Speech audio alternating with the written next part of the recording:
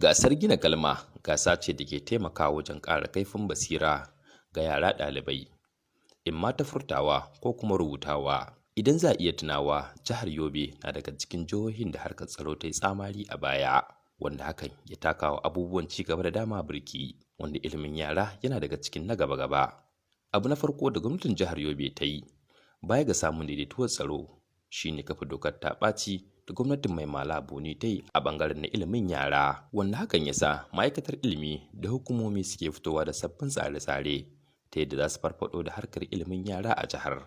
A nan gwamnatin jihar Yobe da hukumar nan ta ba da agajin gaggawa ta jihar Yobe wato SEMA ƙarƙashin jagorancin Dr. Muhammad Goje da shirya gasar gina kalma wato spelling bee ga ɗaukacin ɗaliban da ke faɗin jihar Yobe domin ba su hubbasa da kuma ƙara musu ƙwarin gwiwa wajen neman ilimi, wanda shine gishirin zaman duniya, in ji masu iya magana. Ga ƙarin bayani daga shugaban gasar ta gina kalma wato Dr. Muhammad Goje.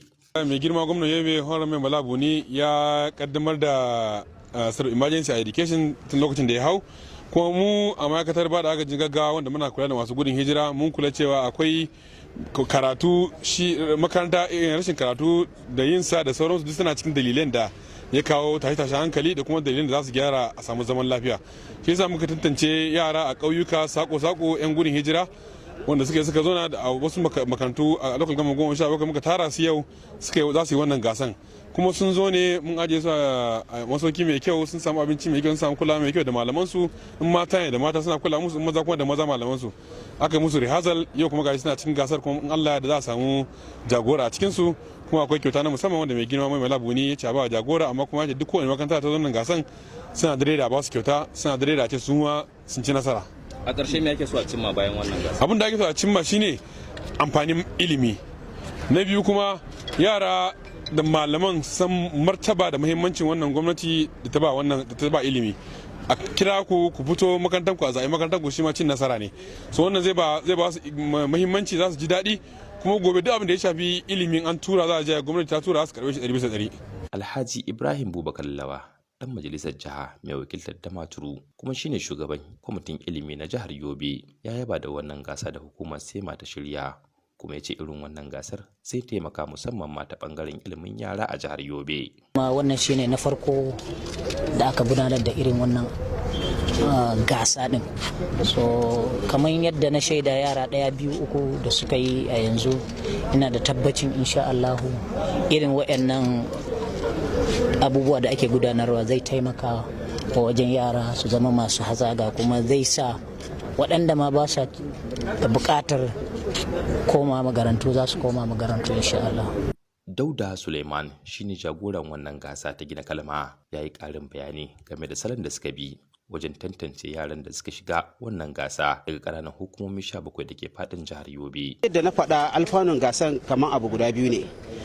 Na farko domin a samu a yi gasa na spelling competition kamar yadda ake gani a duniya ake yi, a samu mutum ɗaya ya yi imagine domin a samu gwarzon na jiha. Na biyu kuma saboda a nuna muhimmancin karatu na education musamman ma a rayuwar yara, da kuma a setting of na muhimman ayyuka da gwamnati take yi domin ci gaban jiha. Wani salo aka bi wajen tantance waɗannan yara ganin cewa jihar Yobe ta fuskanci ibtila'i da Boko Haram? Yes, sosai ma an duba communities na ko'ina. Ibtila'i ya faru a wasu gurare fiye da wasu gurare, amma saboda tabbaci an duba mutane daga ko'ina, kuma an yi selecting ɗin yaran nan, kuma an haɗu da ministry da local government education authority aka tantance su, aka samu namiji da na mace saboda a samu daidaitun jinsi.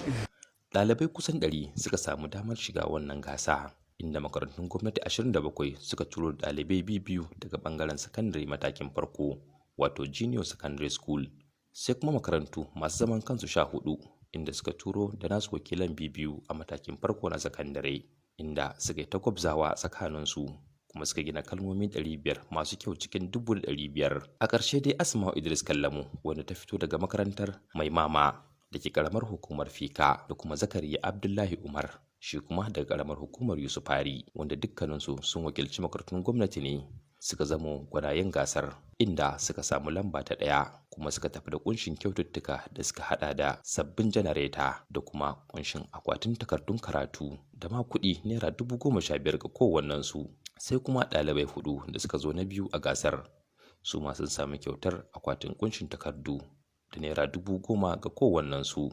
Shin ko yaya gwanayen wannan gasa suka ji? Ga abin da suka shaida wa tashar WTV. Sunana Asma'u Idris Kallamu. Da wata karamar hukuma? Fika local government. An yi gasa, sun zamo na ɗaya. Ya kike jin kanki yanzu haka? Alhamdulillah, ina cikin farin ciki da godiyan Allah, na ji daɗi sosai. Wani irin kira zaki ga ɗan uwanki mata musamman ma ɗalibai a wannan gasa da aka yi?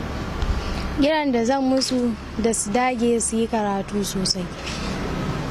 Idan mace ta yi karatu ba ita kadai zai amfana ba, zai amfani iyayenta, ita kuma karan kanta zai amfane ta da ita da yaranta, da su fito su dage su yi karatu, su nemi ilimi a ko ina ne.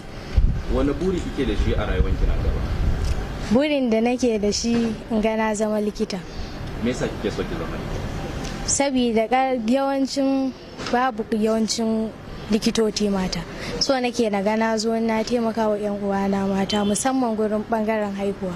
Gaskiya ina gode musu sosai, Allah saka musu, kuma ina fatan wani shekara za a yi yafi haka kuma za a ci gaba da yi. Zakariya Abdullahi Umar. Daga wata karamar hukuma? Kisfari local government. An yi gasa, ka yi dace kuma ka yi nasara, ka zama na ɗaya. Ya kake jin kanka a yanzu? Ina jin farin ciki sosai kuma da godiyan Allah. Ɗalibai da dama sun yi wannan gasa, Allah bai sa sun ci nasara kamar yadda ka samu ba. Wani irin kira za ka yi gare su? Da ka su ji komai, wannan ba komai bane, nasara ne na Allah da kuma dagiya. Wani shawara za ka ba su? Da ka su sanyatar da gwiwansu da wuri, su ci gaba da kokari, insha Allah wani gaba su za su zama haka. Me kake so ka zama nan gaba a rayuwar? Ina so na zama likita. Me yasa kake so ka zama likita? Saboda na ceto da rayukan al'umma sosai. Masu kallon mu kada ku manta, za ku iya kallon mu a tauraron dan adam na Najeriya wato Naikomsat da ake kallo kyauta, ko kuma a TSTV tasha mai lamba 372. Haka zalika za ku iya bibiyan mu a kafofin sada zumunta na zamani wato Facebook, Instagram da YouTube a WTV Najeriya. Anwar Muhammad Gaidam, WTV daga Damaturu a Najeriya.